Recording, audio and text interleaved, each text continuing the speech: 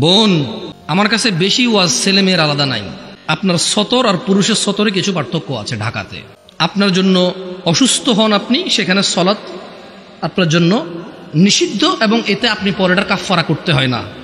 পুরুষ কখনো তার জন্য সলাৎ নিষিদ্ধ হয় না, সে পড়তেই হবে যতদিন সে বেঁচে আছে, একদিনের জন্য তার জন্য নিষিদ্ধ হয় না। এইভাবে কিছু পার্থক্য আছে। পিতৃ সম্পত্তি আপনি ভাইয়ের অর্ধেক পাবেন, এটা একটু ভিন্নতা আছে। আপনি মা হবেন ও বাবা হবে, এখানে কিছু ভিন্নতা আছে। এছাড়া পৃথিবীতে যত আমল ইবাদত আছে পুরুষ মহিলার প্রায় সমান। রুজি রোজগারের জিম্মেদার পুরুষ, মহিলা না। রুজি রোজগারের জিম্মেদার কে? কে কে? গার্মেন্টস কর্মী আমার ওই বোনরা যারা ঘুম থেকে উঠে সকালবেলা লক্ষ লক্ষ পুরুষের সাথে ধাক্কাধাক্কি করে গার্মেন্টসে কাজ করতে যায়, ওদের কি বাবা নেই? ওদের কি ভাই নেই? কোন পুরুষের সাথে কি ওদের বিয়ে হয়নি? কুলাঙ্গার কি ওই ভাই না? কুলাঙ্গার কি ওই স্বামী না? কুলাঙ্গার কি ওই পুত্র না? যে বেঁচে থাকতে তার বোন, তার মা, তার স্ত্রী কাজ করে তাকে খাওয়াইতে হয়, অথচ তার জিম্মেদারি ছিল না। এটা দোষী কে? এ জায়গায় মেয়ের চাইতে বেশি দোষী এখানে ছেলে। এদেশে মহিলাদের কাছে 10টা টাকা থাকে না ভিক্ষা দেওয়ার জন্য? আপনি দেনই নেই কখনো? আপনি দেনই নেই কখনো? দেশের বহু মহিলার কাছে ভিক্ষা দেওয়ার জন্য 5টা টাকা থাকে না। একটা ফকির আসবে 2 টাকা ভিক্ষা দিব, টাকা নাই তার কাছে, আপনি দেন না তাকে। আর ওর বাপ মরে যাওয়ার আগে ইচ্ছা করে মেয়ে পেয়ে গেলে আরেক বেটার পোলা ভাগ পাবে, মেয়ের জামাই আর নাতিরে তো ভোগ করবে, এই ভয়ে বেঁচে থাকতে ছেলেদের নামে সব জমি লিখে দিয়ে গেছে। জালেম ওই মেয়েটাকে ফকির মিসকিন করে দিল। আর এর ভাই জমি যতক্ষণ আছে এটা ডাইকে ডাইকে খাওয়াবে, মাসে 2 মাসে ঈদে সান্দে জামা কাপড় শ্যামাই চিনি এগুলো দিতে থাকবে। কেন? জমি দিবে জন্য। এখন ওই বোন চিন্তা করে, আরে যদি আমি সম্পদ নিয়ে আসি, যা একে তো সে ডাবল পাইলো, আমি অর্ধেক পাইলাম, একটুকু যদি নিয়ে আসি, ছেলে মেয়ে স্বামী নিজের দরকারে, বলে যে অংশ আনলে ধ্বংস হয়। তুই অংশ নিয়ে ধ্বংস হস না, অংশ নিয়ে ধ্বংস হবে কেন রে? তোর বাপের অংশ তুই খাবি, তুই ধ্বংস হবি না। তোর বাপের অংশ তোর বোনে খাবে, সে তার বাপের অংশ খাবে, সেখানে ধ্বংস হবে। তোকে যা আল্লাহ নির্ধারণ করে দিয়েছে, নির্ধারক আল্লাহ, এখানে তোর অধিকার রেখেছে আল্লাহ, ওই মেয়ের জন্য অধিকার রেখেছে আল্লাহ। তুই খেলে ধ্বংস হবি না, ও খেলে ধ্বংস হবে কেন রে? এদেশের বাপ ভাই সবাই প্রায় জুলুম করে মেয়ের প্রতি, স্ত্রীর প্রতি, ইভেন মায়ের প্রতি। প্রায় ছেলেরা তাদের বাপকে যেভাবে ভয় পায়, মাকে সেভাবে ভয় পায় না, প্রায় ছেলেরা। তো আমি বোনদেরকে বলি, শোনো বোন আমার, আমি সলা নিয়ে কথা বলছি, এখানে সব সমান। আমি কুসংস্কার নিয়ে কথা বলেছি, উদাহরণ উদ্ধৃতি দিয়েছি, হারাম হালাল নিয়ে বলেছি, সবার জন্য সমান। আল্লাহ নবী সাল্লাল্লাহু আলাইহি ওয়াসাল্লামের উম্মত মহিলা এবং পুরুষ সবাই। মহিলা এবং পুরুষ যে আল্লাহ নবীকে অনুসরণ করবে সে আল্লাহ নবীর উম্মত। আর আল্লাহ নবী বলেছে, কুল্লু উম্মতি ইয়াদখুলুনাল জান্নাহ, আমার সকল উম্মত জান্নাতে যাবেই যাবে।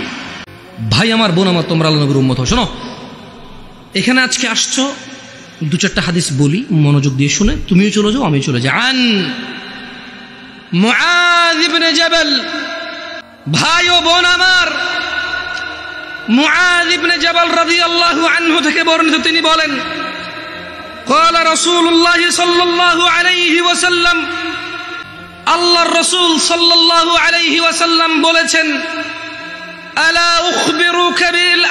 উখবিরুকা বিরাসিল আমরি কুল্লিহি, আমি কি সমস্ত কাজের মূলটা তোমাদের জানিয়ে দেব না? ওয়া আমুদিহি ওয়া যিরওয়াতি সানামিহি, আমি কি তোমাদের সমস্ত কাজের মূল, স্তম্ভ ও সর্বোচ্চ শিখর সম্পর্কে জানিয়ে দেব না? কুলতু বালা ইয়া রাসূলুল্লাহ সাল্লাল্লাহু আলাইহি ওয়াসাল্লাম। মুআয ইবনে জাবাল আল্লাহর রাসূলকে বললেন, ইয়া রাসূলুল্লাহ সাল্লাল্লাহু আলাইহি ওয়াসাল্লাম, জি আপনি আমাকে জানিয়ে দিন সব কাজের মূল কি, স্তম্ভ কি এবং সর্বোচ্চ শিখর কি। তিনি সাল্লাল্লাহু আলাইহি ওয়াসাল্লাম বললেন, রাসুল আমরি আল ইসলাম, রাসুল আমরি আল ইসলাম, সমস্ত কাজের মূল হচ্ছে ইসলাম, সমস্ত কাজের মূল হচ্ছে ইসলাম। ওয়া আমুদুহুস সালাহ, এবং ওর খুঁটি স্তম্ভ হচ্ছে নামাজ। ওয়া যিরওয়াতু সানামিহিল জিহাদ, এবং সর্বোচ্চ শিখর হলো জিহাদ করা।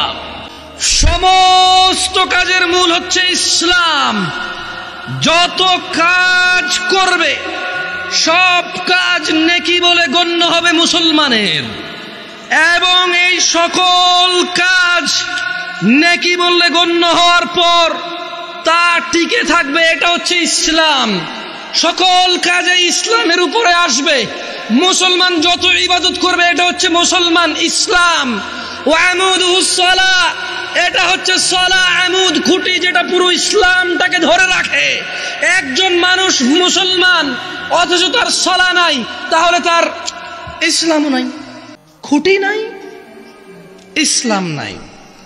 ইসলাম নাই, কোনো কাজ নাই। যাকাত নাই, হজ নাই, সাদাকা নাই, দানশীলতা নাই।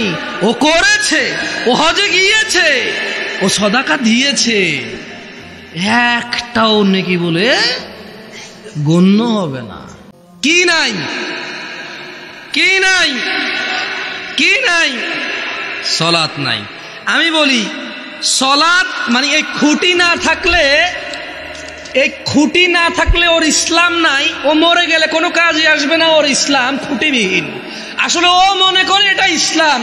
সালাত যেহেতু নাই, ওর ধর্মও নাই, দ্বীনও নাই, ঈমানও নাই, ওর শিরক কি, কুফরি কি, ওর জীবনটাই বৃথা, ওর পুরো ইবাদতটাই বৃথা, কারণ ওর খুঁটি নাই। কেন?